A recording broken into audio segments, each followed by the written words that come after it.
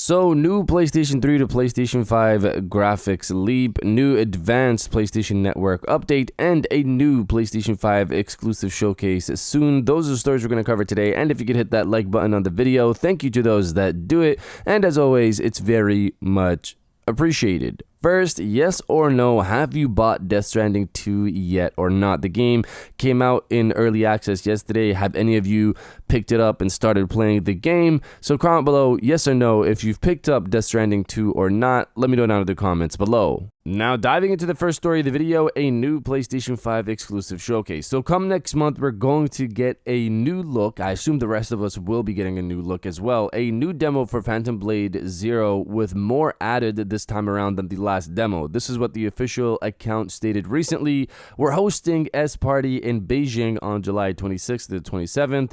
Get ready for a massive hands-on experience with an all-new demo of Phantom Blade 0, now featuring map exploration and storytelling alongside our signature fast-paced authentic combat. The event takes place at one of Beijing's most iconic venues, a former giant steel factory turned into a museum and a cultural landmark, and a proud site of the 2022 Winter Olympics. Players and creators all over the world welcome. China now offers visa-free entry to citizens of many countries. If you're excited about Phantom Blade 0 Journey to China, sign up now. So I've mentioned before that I got to play this game last year at Tokyo Game Show, and I enjoyed my time with it. The gameplay is fast-paced and enjoyable, and there's a certain level of difficulty with it that's enjoyable. The one point that I made back then was that if this game was going to just be a back-to-back arena combat game where you go from one section to another section, just combat, and there's no real motivation behind why you're doing any of this. So I'm happy to hear that storytelling will be a part of this new demo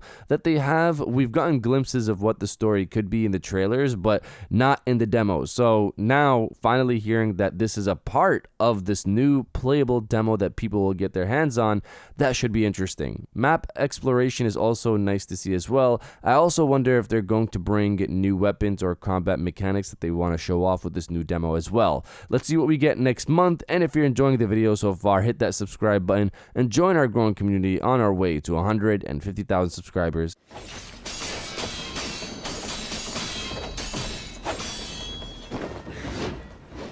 Now diving into the second story of the video, advanced PlayStation Network update. Reading from Game Rant, a recent patent publication shows an in-development software by Sony that would allow for video game voice and chats to be translated in real time, with special localization and conversation changes to optimize user understanding based on their selected play region. According to a patent filed in October 2024 and published on June 5th, 2025, Sony was working on a machine learning translation software that would use localization patterns and cultural input to help improve communication between players across regions. Figures 5A and 5B of the Sony Dynamic Chat Translation Software patent gives simple examples of how this new system could improve communications between gamers in different regions. If a player using voice chat from the United States mentions feet as a measurement, that dialogue will be converted into meters in a translated message for teammates in Europe, for example. Similarly, slang phrases like "you're the bomb," which I don't know who says that,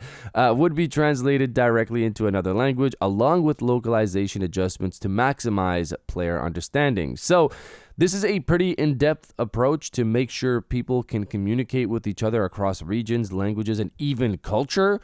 Translating one language to another is one thing, but to translate the sentence in a way where it culturally makes sense for the other person is something I haven't really seen anywhere before personally. This is clearly obviously also using AI to get it done, machine learning, and it could be a PlayStation 6 feature, but I can also see this being on the PlayStation 5 just by doing this over the network, so none of the AI or machine learning stuff is done on system. It's translated and sent over the network to the other person. Let's see if Sony manages to get this done and done right and makes it to the public, because I'd love to try this out. But you guys let me know if you'd like this feature or not. Let me know down in the comments below.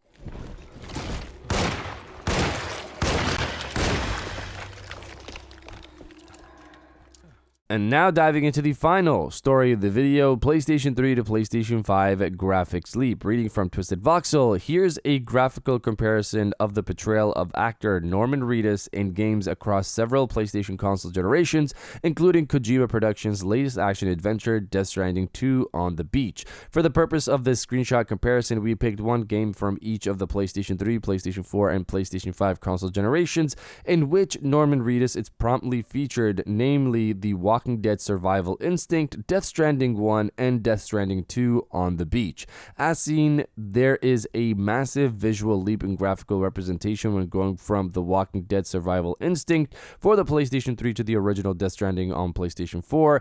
Aspects like skin lighting and texture quality, skin shaders, eye and hair rendering, and overall face and character model detail sees major improvements across the board. On the other hand, the graphical leap from Death Stranding to its PlayStation 5 exclusive sequel isn't on the same degree, but there is a clear and visible improvement in terms of each of the aforementioned aspects. Despite the diminishing returns on modern hardware, this is by far Norman Reedus' most realistic portrayal yet, as it comes closest to achieving photorealism. So, I've seen this comparison people are making from PlayStation 3 to PlayStation 5, and clearly there's going to be a huge jump when you're going all the way back to the PlayStation 3. I was personally impressed just to see the difference between PS4 and PS5 on the same game.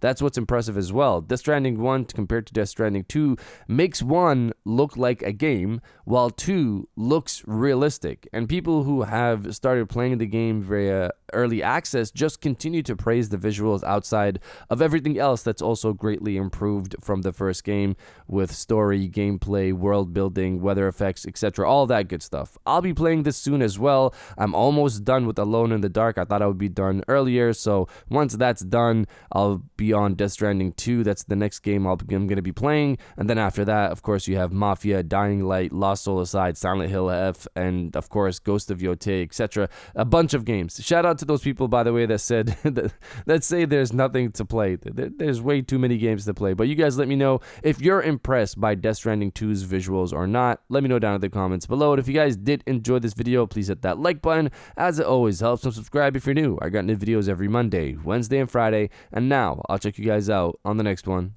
And welcome back to the Aftershow. This is the part of the video where we have a little fun down in the comments below. If you're old, welcome back. If you're new, welcome. For today's thing, what I want you guys to do is to body, obliterate, destroy, and overall harass the comment section with the power of PlayStation. Obviously in reference to Death Stranding 2 and how visually impressive that game is. If you're excited for that and future titles from PlayStation, destroy the comment section with the power of PlayStation. And I'll definitely heart those comments like I always do, because I appreciate everybody who stays to the end of my videos. And now, I'll check you guys out on the next one.